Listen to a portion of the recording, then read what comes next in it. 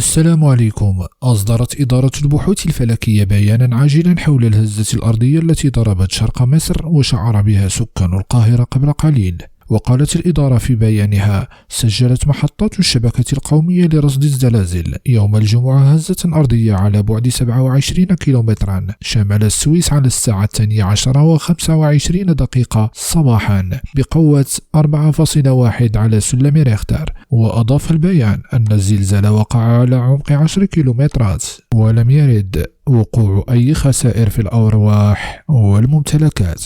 وكشف المركز الأوروبي المتوسطي للزلازل اليوم الجمعة أن هزة أرضية وقعت منذ دقائق شرق مصر بقوة 4 ريختر شمال محافظة السويس، وشعر بها سكان بورسعيد والإسماعيلية ومحافظة القاهرة. وتؤكد تقديرات هيئة المسح الجيولوجي الأمريكية أن كافة دول العالم معرضة لأن تشهد هزات أرضية، لكن بعض الدول تواجه مخاطر الزلزال أكثر من غيرها. إلى اللقاء في خبر آخر. لا تنسى لايك للفيديو والاشتراك بالقناة. شكرا لكم.